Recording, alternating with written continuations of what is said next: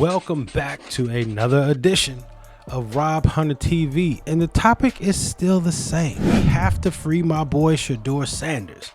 So this week, just in case you don't know what's happening, the Browns played the Patriots, and before the game, they actually ended up declaring Shedeur Sanders as inactive.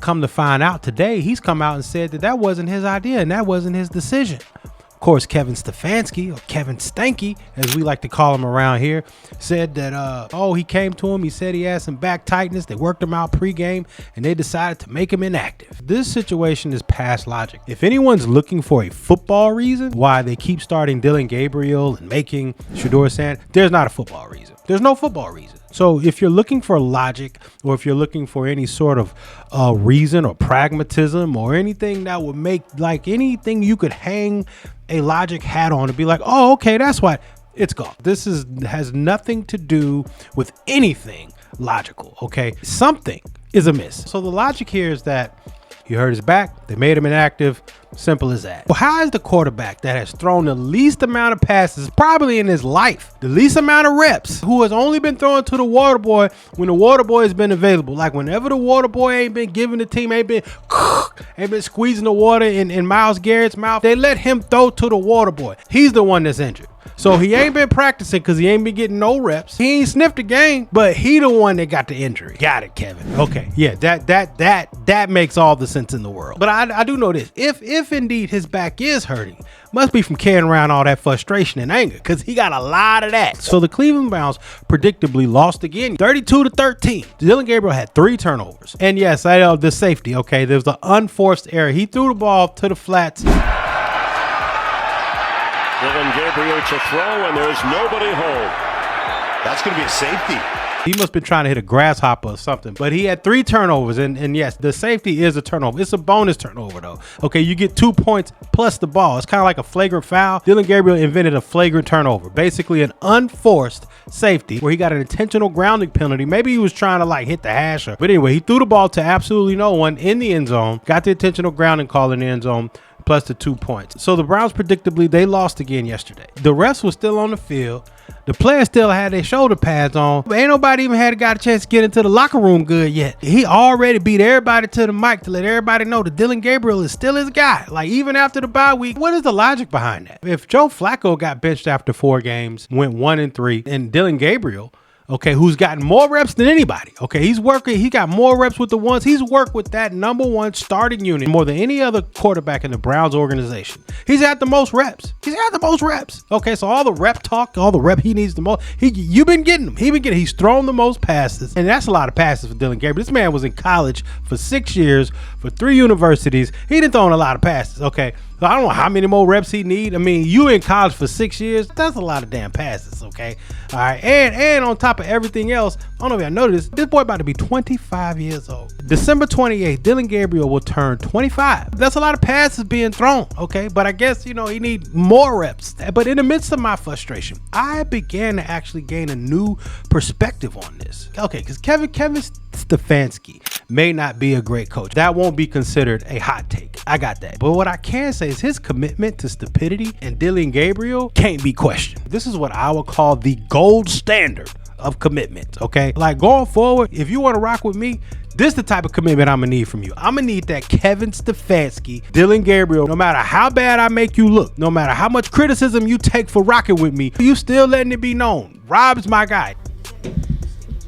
Yes, it does. That's the type of commitment. No matter how bad I actually make you look, you still rocking with your boy. That's that Kevin Stefanski commitment. He is committed to insanity in a way that I've never seen before. This type of commitment, it's rivaling that of man's best friend. Like one of them dogs at the shelter, like a mutt. Now, not no purebred, but like a mutt that want to get adopted, jumping at you at the glass, and you finally adopt him, and he goes, you gonna love your ass for life. That's Kevin Stefanski. Kevin Stefanski is the loyal dog at the shelter who got adopted by Dillon Gabriel. He going to the grave with Dillon Gabriel because that's where his career is going. He's allowing Dillon Gabriel to take his head coaching career to the cemetery. That's the guy you picking to die with. 6 years in college, 3 universities. Because you would think, like, if he was really like that, why you got to go to 3 different universities? You got to go to 3 universities? And it still only amounted to a 3rd round pick. Dillon Gabriel, you probably could have stayed at Oklahoma and got that 3rd round pick. I'm just being real with you, okay? You probably could have stayed, but you may not have got Kevin Stefanski, okay? Because you may be out the league right now, but that's a conversation for another day. That kind of brings me to my next point as far as loyalty is concerned, and while we're speaking on loyalty, a lot of you guys probably don't know this about me, but I'm not a fan of any team. I was a fan of the Falcons for many, many years, but I could only take so much organizational and operational mediocrity. And so finally I left. And in the middle of me leaving, I had an epiphany, okay? And what the epiphany that I had was the idea of team loyalty, which I really subscribed to at the time because of geography, that I had to cheer for this team because, you know, I'm from Atlanta, or you move someplace and you adopt that team, or whatever the case may be, whatever reason you hop on. But generally speaking, if you were born someplace that has a pro team, you got to cheer for that team. And I found that is inherently a marketing ploy. It's a sales tactic. It's not based on anything, because professional teams, they're just businesses. You don't owe them just because they're Atlanta. It's built into your genome. You're supposed to be, you know, with the Philadelphia Eagles because you're from Philly. And what I discovered was I don't have to do that shit. It's already implied, especially if you're one of places like Green Bay or someplace like that. It's a character flaw, okay, if you don't rock with the home team. Again, these are businesses and they serve a product, okay? They're not part of your family. And it's been lies from the beginning. Kevin Stefanski said, you know, reporter asks, you know, how did he decide that Dillon Gabriel gets the first team reps? And he says, well, I wouldn't read too much into that. Yeah, I wouldn't look into really anything. I know, but how do you choose that? Is it draft status or what? Yeah, I wouldn't look into anything. That was a bold-faced lie. Kevin Stefanski says, well, Dillon Gabriel gets first team reps after Flacco's been named the starter. Then Kevin Stefanski says, well, Dillon Gabriel gets first team reps because he's the number 2. That's what he said. And then Flacco gets traded. Shedeur now is number 2. And Shedeur is not getting any first team reps. And they say, well, hey, how come Shedeur is not getting any first team reps? He's the number 2. We go, oh, well, wait a minute. Yeah, Dillon Gabriel's a rookie. He needs all the first team reps he can get. Was the backup, you said he was getting some number 1 reps. Is that true with Shedeur? No. I mean, with a young quarterback with Dillon starting, you want to make sure he gets a lot of the reps. So Flacco was a veteran. He don't need no first team reps. And you got to, just in case Flacco gets hurt, the number 2 needs to be prepared. Okay, cool. So now all of a sudden the number 2 don't need to be prepared.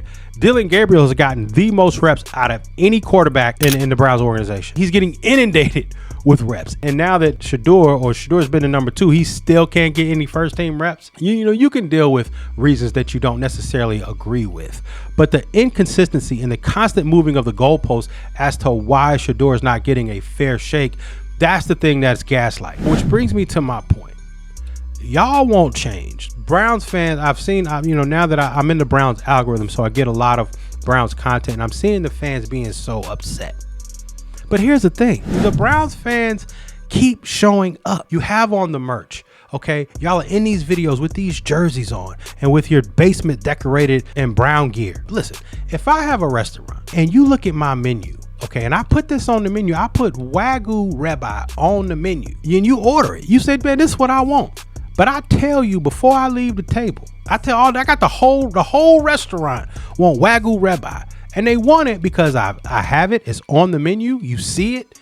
It looks delicious. You see the picture of it on the menu. It looks absolutely succulent and delectable. But before I leave your table, taking your order, I say, nah, you're going to get Vienna sausages. Now, this is a 5-star restaurant, 6-star Michelin restaurant. And I bring you not only the Vienna, I don't even open the Vienna sausages. You got to open it. I give you the Vienna sausage with a plastic fork. Okay, now I got on this is white glove service. I got a white gloves, okay? I got the jacket with the tail on it and everything. And I bring you Vienna sausages, okay? You mad as hell. You want to speak to the manager. I bring the manager over. You speak to the manager. You say, man, I order Wagyu, and they brought me Vienna sausages. And the manager go, yeah, we did. And they don't even say my bad. They just be like, yeah. Yep. We telling you that the Vienna sausage is actually better than the Wagyu when you really think about it. Like, this is what we're telling you. We're telling you, like, look, we understand that. Okay, we understand that the Wagyu Rabbi is, you know, what you want, but you're gonna get these Vienna sausages. Okay, and so the next night, the next time I open, it's a line down the block. And you come in my restaurant again and you order, you say, I want the Wagyu Rabbi. You say, we do the whole thing all over again. The whole thing. You say, yeah, I like the Wagyu.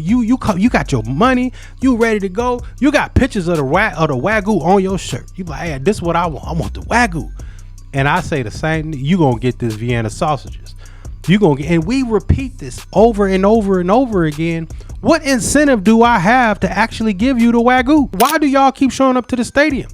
If you don't like what's going on, stop showing up. You do not have to support the Browns, okay? You do not have to support the NFL. I want you to look at yourself as a consumer, okay? And if the owner, if this store isn't treating you correctly, if they're not listening to you, okay, if they don't value your dollar, okay, Jimmy Haslam ain't coming to y'all's funeral, okay? Kevin Stefanski will be out at the end of this year. Ain't no way in hell they bring him back. And if they do bring him back, all the more reason for you to leave. Support Cincinnati. Do that. If you like what they got going on, choose another team. Who do you like? What quarterback do you like? What defensive player do you like? What organization? It could be a coach. Who do you like? Go with them. You're not required to shop with the Browns. As a consumer, the most important commodities right now as a consumer is your attention, number one, and your dollar. And if you keep giving it to them, it's a positive feedback loop for piss poor behavior. They looking at you in your face and they telling you they're gonna keep giving you Vienna sausage. Kevin Stefanski is gonna keep giving us Dillon Gabriel until you step up and y'all do something about it. Stop looking at this thing like you're a fan. Stop looking. I was born in Ohio, raised in Ohio. I'm gonna die in Ohio. The whole NFL, the whole professional team business model is built off of that simple mindset right there. And the reality is, they're nothing but stores. You can shop wherever you like, okay? It doesn't mean you're disloyal or not loyal. I'm loyal to how you treat me. If you treat me fairly, then I'm going to keep coming back to your restaurant. I'm going to keep coming back to your department store. I'm going to keep shopping with you all the time. It's the same thing with sports teams. No different, but they've ingrained it in your brain that you somehow wouldn't be loyal. See, even the fact that they would even associate that word with a person and a team, loyalty, that's the con right there. Loyalty. You're disloyal if you stop supporting the team. No, I will stop supporting this store, this business, until they conduct themselves or change their business practices in a way that earns my business again. That's where we should be. That's the type of business you should be standing on. You're not a fan, you're a consumer. You must make these people earn your business.